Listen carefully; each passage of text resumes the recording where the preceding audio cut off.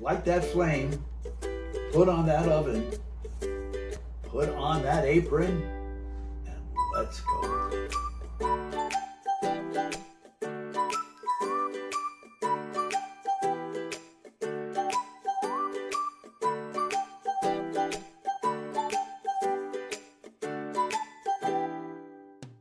Welcome once again to FriarChef.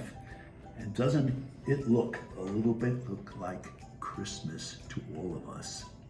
Today we have Father Barry Langley, who is going to make Christmas cookies for us. Barry is a great baker, but also he does a lot of quilting and does beautiful quilting. So here is Father Barry Langley. This is the end of the process. We want to arrange the cookies in little paper holders, and so I put one of each kind in each of them so everybody gets a variety of cookies. You begin by using shortening for these recipes as opposed to butter, and it comes pre-packaged in bars, so it's easy to not have to measure a cup out. And then these are measuring the flour. You want to level it off as you fill your 1 cup measuring things. Baking is really all about preciseness, and it's all chemistry, so if you have to be really precise about your measuring. So that was 2.5 cups of flour. Here's baking soda, and a little salt gets added to that dry ingredients. The sugars, this particular recipe had a 1/2 cup of brown sugar. You want to push it in and pack it into the measuring cup, and then a 1/2 cup of white sugar as well. Doesn't make it too sweet either. No, it adds a nice little caramelized flavor when using the brown sugar with the white sugar. And then you want to cream the sugar and the shortening together in your mixer. It's probably better to use the paddle than the whisk because a lot of it gets caught up in the whisk, and it's more difficult to get it off the whisk as opposed to the paddle like that. Then you add 1 egg, just 1 egg for the recipe, and this will yield about 6 to 7 dozen cookies of each kind. That's not many ingredients, is it? No, it's very simple. It's called a Spritz cookie. Spritz. And here's the 1 teaspoon of vanilla extract.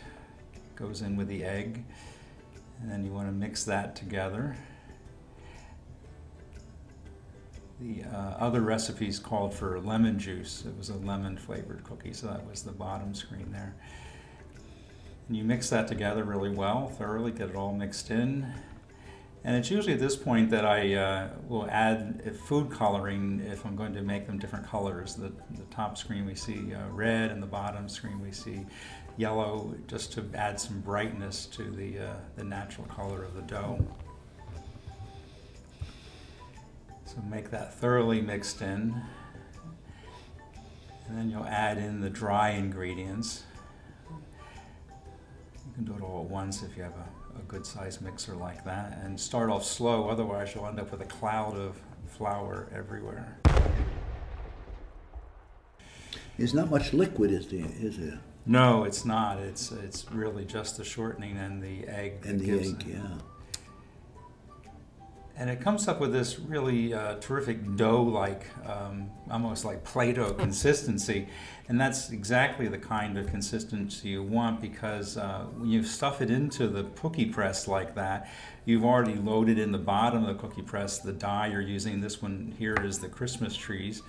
And you then turn, and it's like screwing the plunger down with your hand. You use an ungreased cookie sheet, because if you use greased ones or with parchment paper, the cookie dough will not stick to the pan and come off of the cookie press. And this cookie press, unfortunately, isn't available as readily in stores anymore. It's called Miro, M-I-R-R-O. But you can find a lot of them on eBay. That's where I got this one. And this, I decorate different ones. This is hearts, and I'm putting on a small cinnamon flavored candy heart you can get in places like Michael's, or even the big grocery stores have them in the baking section. Little sprinkles on the Christmas tree. There are a variety of things you can find in the store.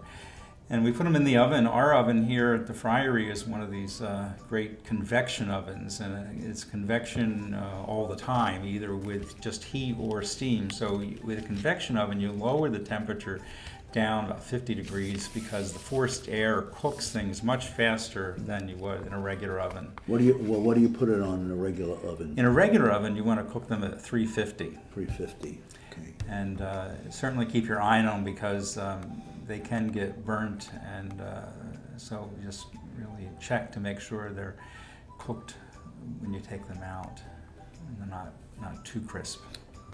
Nice colors, beautiful.